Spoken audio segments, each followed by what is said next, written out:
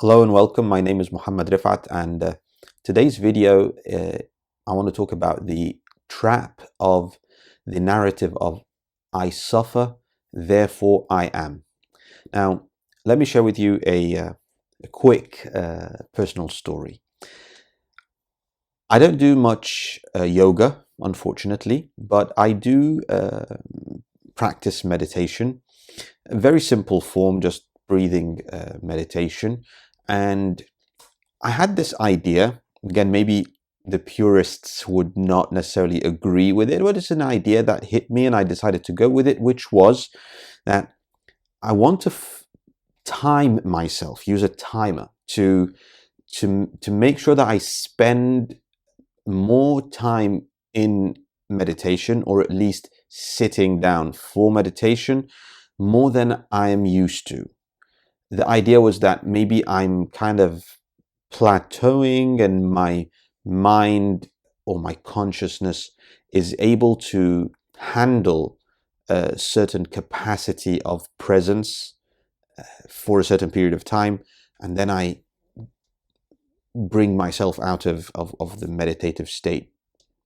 So the experiment was, what if I can time myself, use a timer at a longer period of time that I'm used to sit in meditation, and force myself to kind of like, if I feel I'm uncomfortable, if I feel I'm fidgety, if I feel my mind is starting to blow up with noise, as if my mind is unable to stay steady beyond that limit of time, that would be a kind of practice. It's like weightlifting, when you add a little more of the weights to what you're doing. So again, whether that's a right tactic or incorrect tactic is beside the point right here. So I did that, and for a few days I felt I was getting some very nice, powerful insights. I felt it was working, it was helping. I was happy with what that was. Now, for a long period of time, I'm sure I had been thinking about abundance, manifesting abundance in my life and in life in general. And I'm sure that topic is on many of your minds.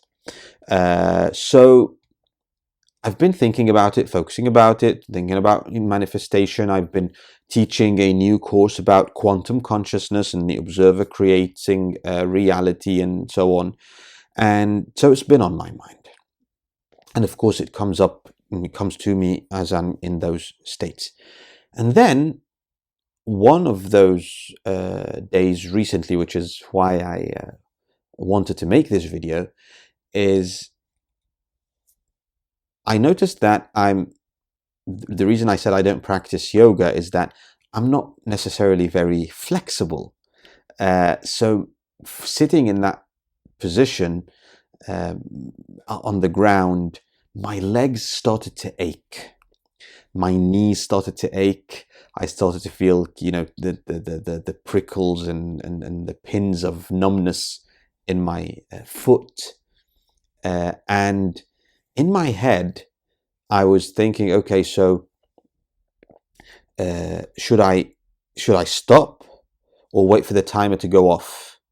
And or is this the practice? So this is the practice that my mind will start to focus on the pain and to get me out because of the meditative state. But the practice that I intended anyway about this whole setup is to push myself beyond the limit. So no, stay with it, keep with it, and so on. And at that point, the next thought was, this is why we're doing this. This is why I'm doing this, to put myself in a kind of mild state of suffering. The pain in the legs, the having to push myself beyond a certain limit of time that I'm not used to. It's like practicing in the gym. You push yourself beyond an average or maybe minimum level of suffering that Too little of it wouldn't be that challenging. Too much would break me or break you and hurt me. So this is a very reasonable, healthy level of suffering. And that's when the first major insight that motivated me to make this video came to me, which was, that's actually what I'm doing in my life. I might not be manifesting abundance in the way I want, because what I actually want is that low level of continuous suffering. I suffer, therefore I am. I suffer, therefore I'm good. I suffer, therefore I'm learning something. If I say and I think and I try to focus on abundance, but having that sort of abundance actually manifest in my life would mean that I'm not suffering anymore. I'm not being tested anymore. I'm not being trained anymore. As if that happens, God, by that point, it would be a sign that God has given up on me or stopped preparing me for something. And it made me realize that kind of narrative that others might be stuck in, and that I had been stuck in for a while, and that kind of realization came to me, that low level, that kind of white noise of suffering, that low level struggling is what we want, is what some of us, maybe many of us, want. We want to suffer in order to know that we are accepted, we are being trained, we are good, we are increasing our levels of consciousness and enlightenment through suffering. Suffering becomes an identity, and without it, we don't know what to do with abundance.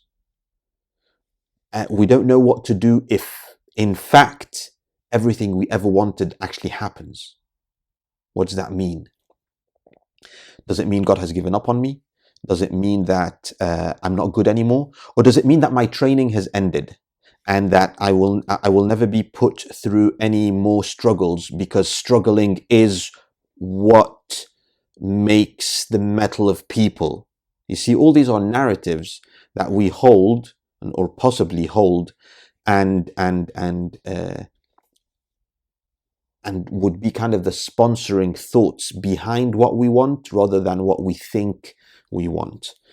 The funny thing was that I also remembered that at one point in the past, when I was going through a kind of a difficult time, and I spoke to my mentor about it, and he gave me some advice and spoke to me about it. And one of the things he mentioned, which was a good piece of advice at the time for the stage I was at, was that recognize that you are growing through this suffering, and that God will not break you with too much suffering, but, as we said, like this kind of preparation.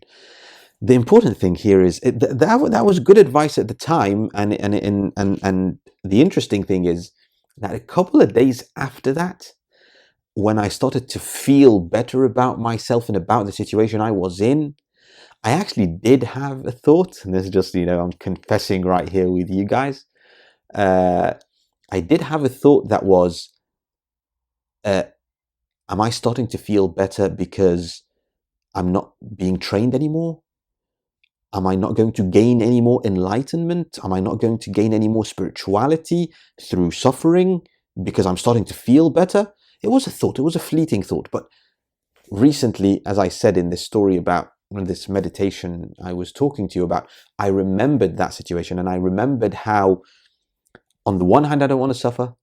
And when I'm starting to feel better, I'm kind of like, no. Please God, don't take away the suffering altogether. I'm still fit for more practice and training and preparation. Again, as I said, stuck in the narrative of I suffer, therefore I am. Identity through suffering, identify myself or anyone who would identify themselves through suffering, that suffering is the only way to exist. Not too little to be not enough to prepare you for anything, and not too much to break you. That sweet spot of suffering. That could be you, that could be your narrative, and that could be stopping you from manifesting things that you want to, achieving things that you want to, going to the places you want to go, having the life you want to have. That might be the reason stuck in the narrative of I suffer, therefore I am. I hope you find the video useful. I hope you liked it, find it entertaining and beneficial. Please don't forget to like the video, share it around if you find that it's useful so it can reach others. Of course, also, please don't forget to subscribe to the channel if you want to see more of this and follow the series as it builds on. The channel also has some other videos in Arabic if you are or know someone who is an Arabic speaker. Until then, until the next video, thank you very much for watching and for following, and I'll see you again soon. Bye.